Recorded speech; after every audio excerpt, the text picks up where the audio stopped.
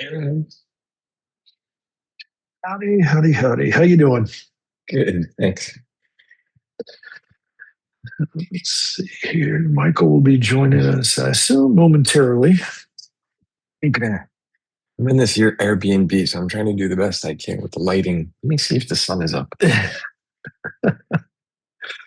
And, the sun is just starting to come up here. It looked better yesterday when the sun was coming through the window in the dining room here. Where you at? Colorado. Ah. So where in particular? You got like Denver area or? Yeah, so just north of there in a town called Meade, which is near Rocky Mountain National Park. But today we're gonna head west to Grand Junction and spend a couple days there. Ah, that should be fun. I have never been Grand Junction outside of the winter when there was, nothing but skiing basically in the area. So yeah, so it's been fun. Mm-hmm. Oh, my wife put in a studio lamp here. It's still flooring. There you go. Yeah, if we take off the shade. Oh, where'd it go? Let me check it. Like, right, let's see. There it goes. A little better. All right. There you go. Got a little bit of light in the background there. Yeah. Can't hear you. Right? No, it's fine. There we go. It's a little 3-point lighting here. Let's see if I do it that way. Oh, that way. I'm not in my normal setup. I usually have like some books to get everything lined up and everything else. And at least when I'm on top of I'm on top of a salad spinner box here, so we're good.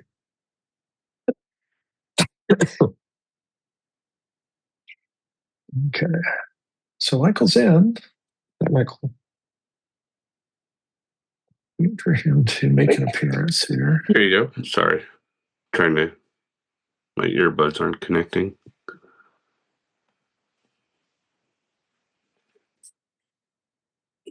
All right. You good? Oh, there.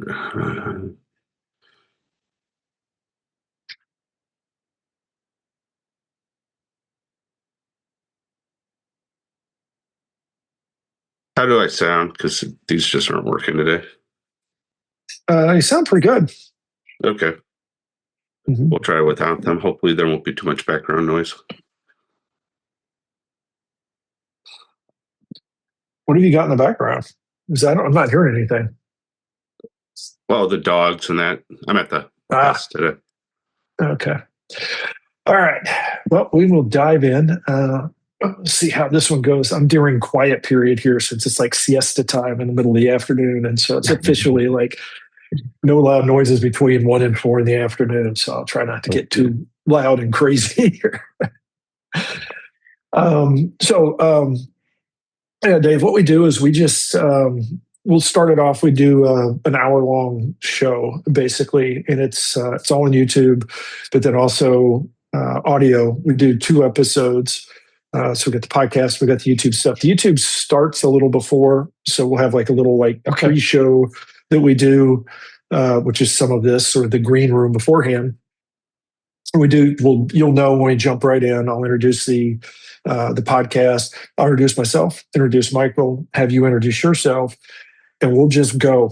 We do just sort of a discussion, very organic, and about an hour into it, we'll wrap it up. We'll get links for you and all the good stuff there, and then we'll hold you on. So we'll close out the podcast, and we'll give ourselves about an extra 5 or 10 minutes, and we'll ask you for one bonus challenge or gem of wisdom or something along those lines that you've come across that you'd like to share with the audience.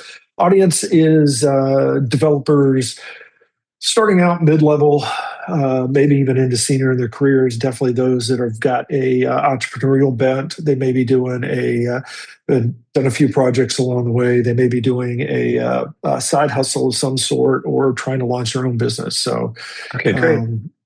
technical, but also with a business side to them as well. Any questions? I think I'm all set. Thank you for the opportunity. Appreciate it. Sounds good. Michael, everything good on your end? You are muted. Yep. Okay. All right. Sorry, I remember keyboard commands without the earbuds to tap. Yeah, that's the hardest part, is finding the button to click on in Zoom. So, all right, tres, dos, uno. Well, hello and welcome back. We are continuing season.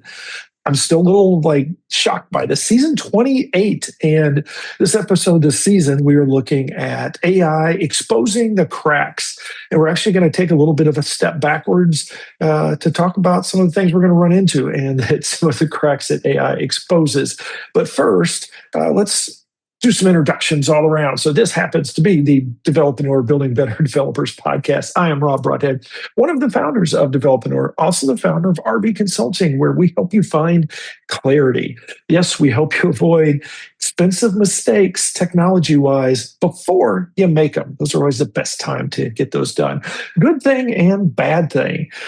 Good thing is that I am on a little mini vacation and able to just look out over the coast here. So it's pretty darn cool, enjoying the nomad life, as it were. Downside is I have to actually get out. So I have to actually get in and do some work occasionally, because I would love to just go on permanent vacation at this point. So moving on, somebody who is not on vacation at all, Michael, if you'd like to introduce yourself. Hey everyone, my name is Michael Meloche. I'm one of the co-founders of Building Better Developers, also known as Developreneur. I'm also the founder of Envision QA, where we essentially work with you to design and test software that fits your workflow, so you can stop fighting your tools and start growing your business, removing those bottlenecks. Good thing, bad thing. Good thing, weather's been nice. It's been great. We're kind of in summer, but we're getting some nice cool days. Downside, because of that, me and my wife are both sick. Fun times. Luckily, this is a virtual podcast, a virtual meeting, so we don't have to worry about getting some of those germs.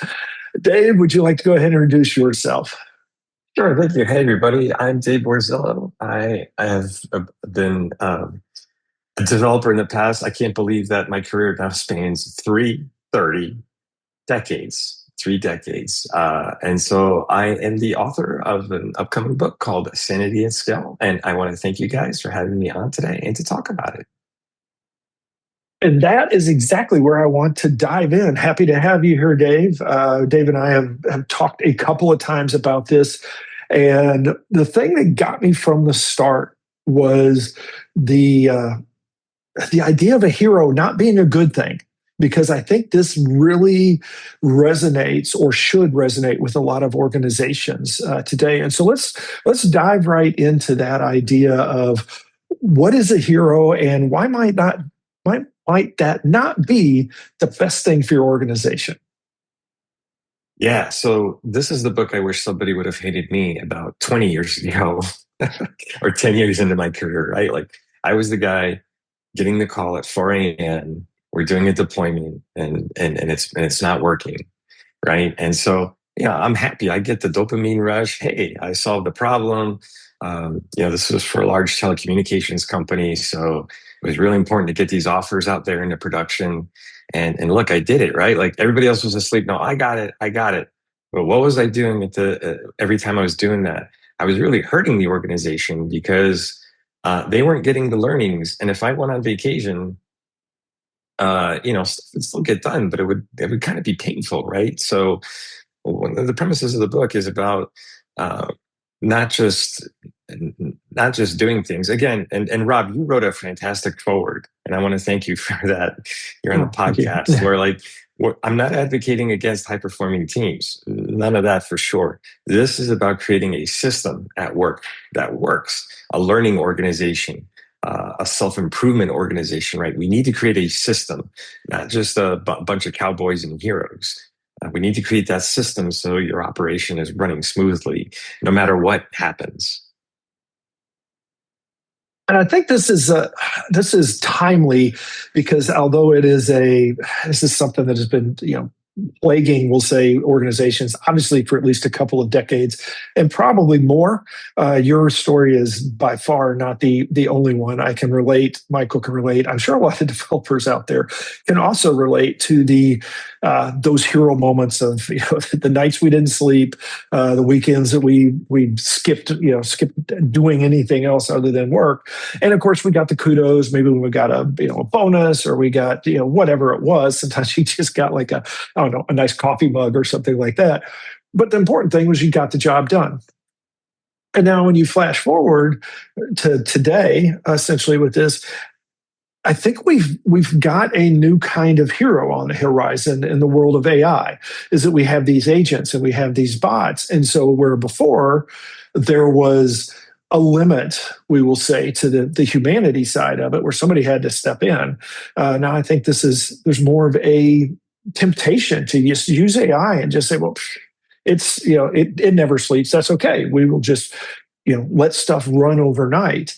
And so I'd like to talk a little bit about that. Is not just go a little deeper into, like, let's talk about not just that it got done, but maybe some warning signs that your organization or your processes need to be fixed, as opposed to just, hey, we'll just make more heroes. Yeah, where are the bottlenecks? And this is interesting now with AI. I think what we've done, and I think you've mentioned this on your podcast. And by the way, congratulations on over 1,000 episodes. That's just a fantastic accomplishment. like bravo, kudos. Okay, so the internet came out. We kind of automated the deployment of software. Now with AI, we're kind of automating the development of software. So but does that mean, and you guys have talked about this, right? Are you getting more AI slop out there? Okay, we can create stuff faster, but it's more crappy stuff. Now the opportunity here is in the process. Are you talking to your end users, your stakeholders? How are you getting those requirements? How are you developing those requirements? And of course, my background is Agile. So we have all of these tools available to us: user story maps, impact maps, canvases, all types of canvases, right? So are we going into this era now where the developer is going to be more like a product owner or a product manager, at least have some of those skills to be able to connect the value to to what the work that's being done? And in the book, I talk about something called the value litmus test, right? What is the value that we're creating? Who is it for? Actually name a human being. Don't just say it's like for the marketing department. Let's say it's for Phyllis in the marketing department. So those are the things in the book that we talk about. And then there's digital scar tissue, right? We want to try to avoid that when we're creating so much stuff that we're not having, we're piling up all this technical debt as well. I mean, look, AI is getting better, but again, like, is it just something where like 6 months from now, this whole thing can collapse on itself if we're not keeping careful attention? That's going to put stress on the humans, right? Because there's going to be more work for us to do if we don't know how to handle it.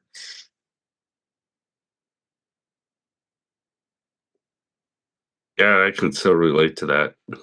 I'm in the middle of a project right now where you have your heroes, you have your tech debt, you have AI, you have a whole bunch of contractors, and because of that, it feels like the deadline for this project was hyper deflated. Like, instead of it being 2 to 3 years like it should have been, they want to do this in 9 to 12 months, and it's just total chaos.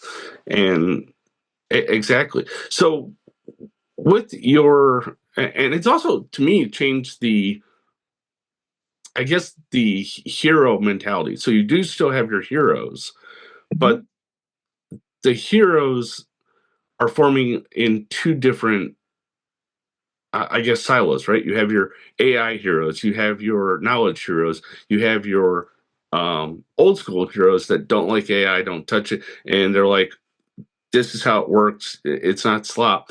But interestingly enough, so where I'm going with this, my question is, do you feel with AI, because we've already had kind of touched on this, that the hero, we've mentioned product owners, but do you see more senior people, more educated people around software engineering building better non-slop AI systems that aren't going to collapse versus those mid to junior levels that or organizations that are just here, throw it all in AI, let's build it.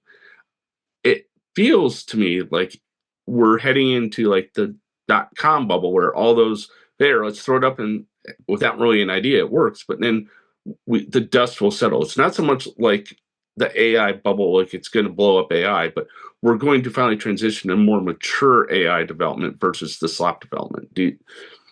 Yes. I know I threw a couple things in there, but I'm just curious, based on your book and your experience, where you see that going. Yes. And in fact, there's a great talk that just came out last week or earlier this week from Amazon, AWS. The challenge is going to be, yes, the teams are going to get smaller because now you have these agents that are going to be virtual team members in a sense. Now we have this problem where like companies are saying, hey, we don't need to hire a lot of junior developers. But that's really going to be a problem in the 2030s when the senior people today are going to start leaving the workforce, retiring, doing their own thing, whatever. Now you don't have people that are going to take over for the senior people. So yes, we still have heroes, but to me, the hero is the entire team, and they're going to get smaller because a typical Scrum team is going to be about 8 people, 10 people at most, right? According to the Scrum Guide.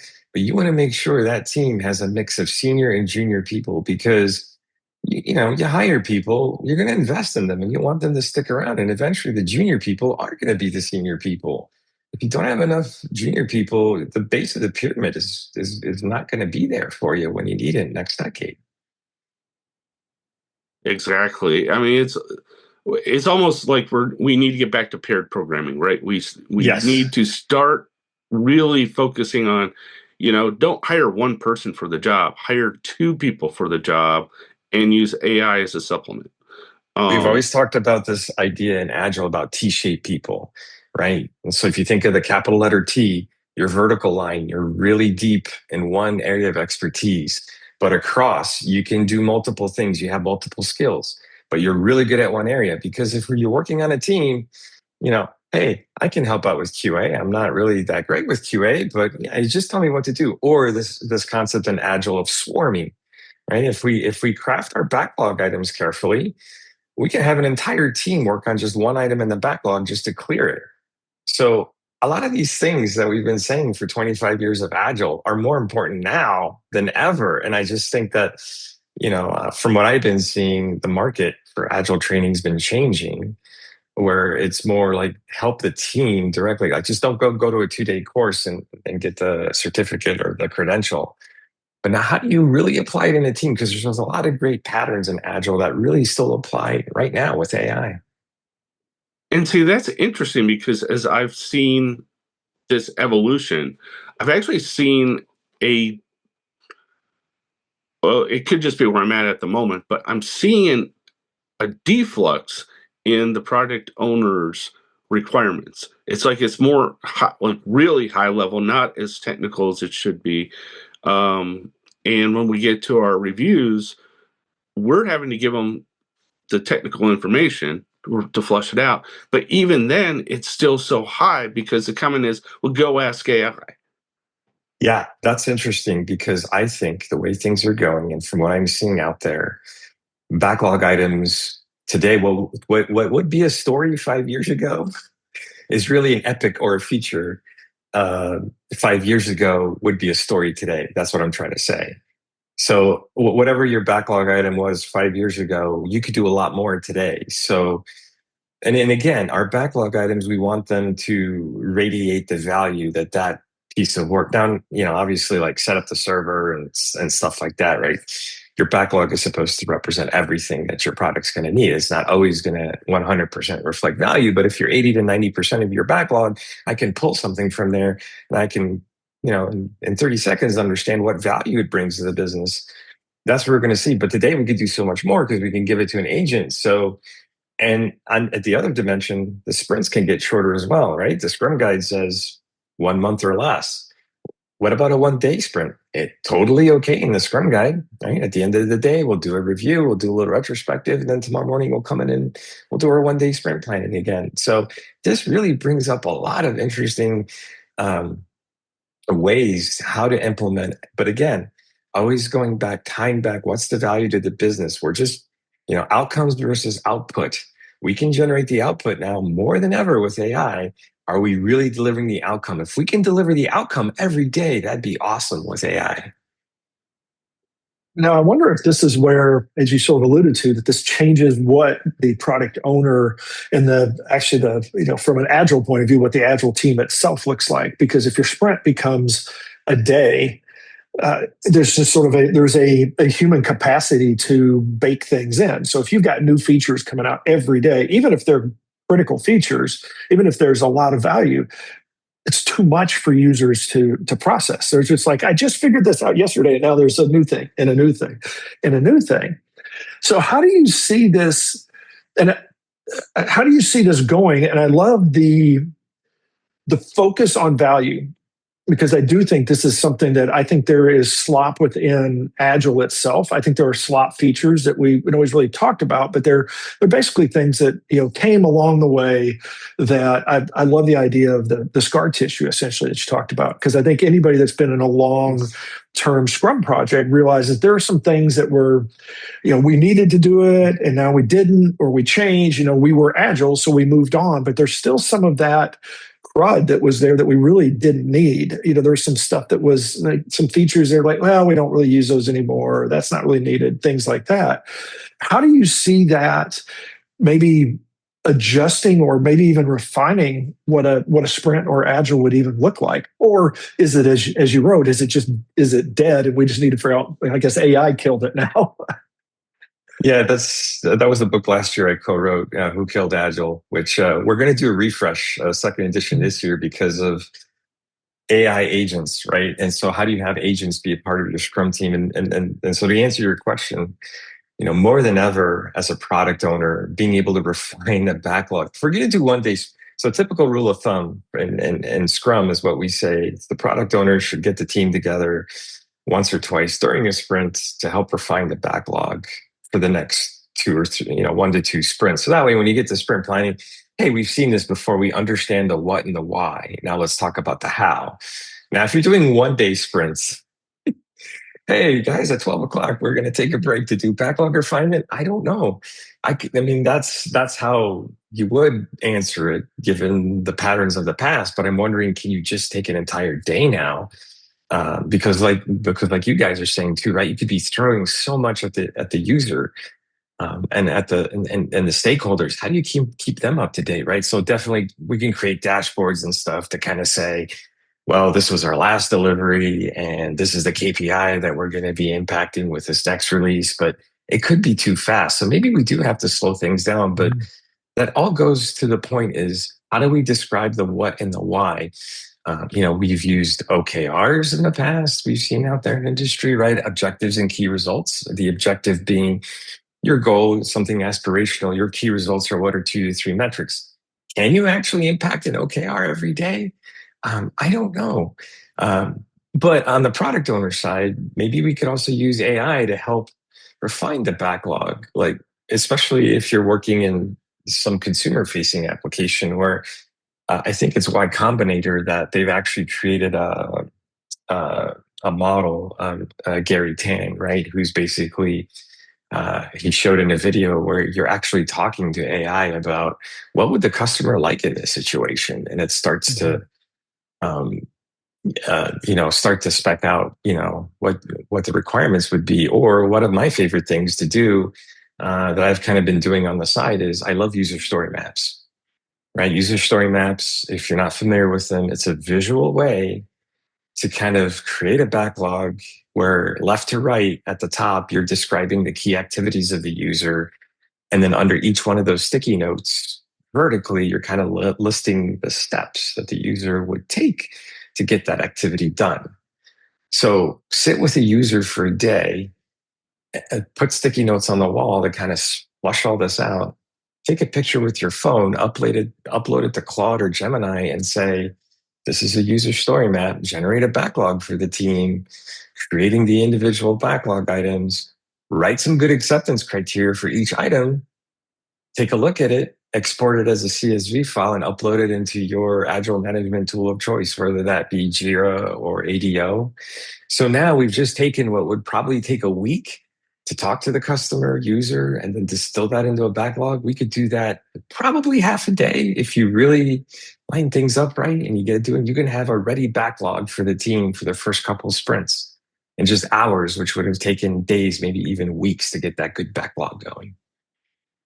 So it's Now, kind of funny go ahead, that, Michael. yeah, it's kind of funny. It's almost like we're going back to more of a cabana type agile model versus a sprint module, right?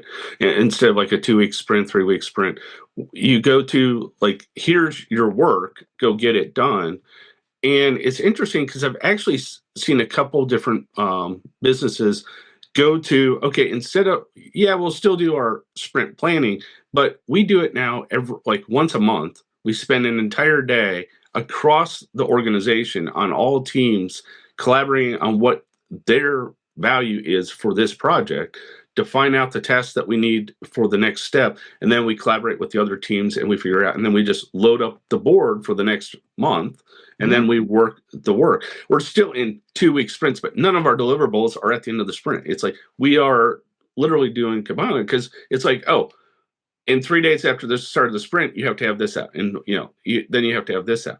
But it feels like it's giving us the ability to go faster, but in the same token, I hear a lot of complaints of, well, we're running out of tokens. We can't get enough AI to help us. So it's this weird chaos where AI is disrupting like every point in the business. But in the same token, like you said, like an Epic is being turned into work right now, but not enough. The issues I'm seeing is we're heading in that direction. We're not there yet because the tickets themselves have the why, but don't have enough information on the requirement for the output. Like, this is what we want. What's it going to look like? What are we expecting the end user to have? So when you build like backend systems, there's all this stuff that the customer doesn't see. So you as the organization have to figure out, okay, how is this going to work internally? So your customers are now your other work teams and things of that nature. Yeah, and that's where architecture comes in, right? You still need good architecture. You could have an AI agent basically be your architecture bot that helps to analyze the architecture, set the architectural runway, right? That's something that past decade or so we've kind of learned has been important is you got to stay ahead 1 or 2 quarters. Maybe that shortens now with AI. But another thing also to your point, Michael, is I'm always, like we don't want a solution when we're looking at a new requirement. We want to understand the what and the why. But in a sense, it's okay to talk about what's in scope, out of scope here, right? So if I'm looking at this backlog item, I just want to check my assumptions. Like, this is out of scope and that's out of scope, and what API call we could use, that's in scope, right? It's okay. But I kind of don't want teams to kind of push it too far where now we're going into solutioning, because then you're just in a slippery slope where now we're just tasking stuff out. It's kind of a waste because things might change. I'd rather do that closer to when we actually do sprint planning or sprint planning itself. But understanding what's in scope, out of scope, I think could be totally legitimate. And then good acceptance criteria, right? In some cases, you can even write it like test-driven development. If you use that language, I think that's totally fine for acceptance criteria as well, to help everybody understand, look, we know this is complete when this situation. And there's other formats too. Now you're getting me going here into my agile coach role, right? So not everything has to be a user story. You can do a job story. You could do a noun verb backlog item. So this really highlights the point again. What we're finding out, at least what I'm finding out with AI, is that human communication and coordination is so important. And also you mentioned about, the sprints, like, and it's an unofficial framework called Scrum Bond, where we're combining Scrum and Kanban. So yes, we're writing user stories. We're going to have time boxes, although it's really going to be continuous flow, but we're going to look more at the flow metrics. So on average, how long does it take to pull something from the backlog and get it into production? What is that average time? Can we improve it? How long does it take to get an item prepared to get pulled into the developer queue, or then it actually gets built and put into production? So we want to look at those metrics and how they're changing at time as well. So I know that's very output driven, but again, that's still important. I'm not saying that those things are not important. So one more, and I'll pass this back to you, Rob. Sorry. I know I'm kind of running away with this for a few minutes. So here's a question for you. So as you're working a sprint, or as you're working, you build the sprint, you work the sprint, do you think it would be wiser or a good task for project managers to take what people have done in a day, take your like daily stand-ups, have everyone at the end of the day write in what they did for the day, take their Git commits, run it all through AI, and give a summary of what was done for the day. And then any work, not tasks. This is one of the biggest things that kills me anywhere I work trying to do Agile, is there is so much hidden work that gets done that is never documented. Do you think we're at a point now where we should be doing that and get a clearer snapshot in our boards of what work did we do that is not on there, and go put it on there? In the book, I make the case for eliminating what I call dark work. I didn't invent the term. I don't know who did. Dark work is anything that your team is working on that's not in the backlog, right? So like, oh, hey, I'm updating the user interface based on some feedback. Is it in the backlog? No, but I just know that I have to do it. Like we got to track it, right? Now, I'm not advocating for this micromanaging thing or whatever, but the point is that it's going to throw our metrics off if we don't know, like if we don't have a totality of the work and people are doing things on the side, et cetera. So I think your idea is great also, Michael. And I think one of the things that also advocate for in the book is instead of interrogation-based management, let's say I'm the leader or the vice president and like, hey, Rob, what'd you do today? What's going on? How's the team doing? Like, that's going to take time away from Rob, right? So can we set up a self-service system for leadership and stakeholders where at the end of the day, they get an email or an alert or something that says, okay, the stats are updated. Okay, you can still do burn-up charts if you want to do that, right? Am I still on track to get this release done by the end of the month? What came in? What got dropped, right? Do that type of summary. I think that's a great idea to be able to generate that every day, and you can certainly do that with AI. And that is where we will pause. But don't worry, we were coming back, and yes, Mike will eventually stop asking his questions so Dave can actually give an answer. But we continue. This is really one of those. It's like a Pandora's box. There's so many areas that we get into here, and I think he is, again, this is one of those where he may come back or multiple episodes because we have a lot of places we go. Be ready to take notes because there's just so much we cover. There's probably going to be a lot that you may want to reach out and ask him more afterwards. So until next time, go out there and have yourself a great day, a great week, and we will talk to you next time.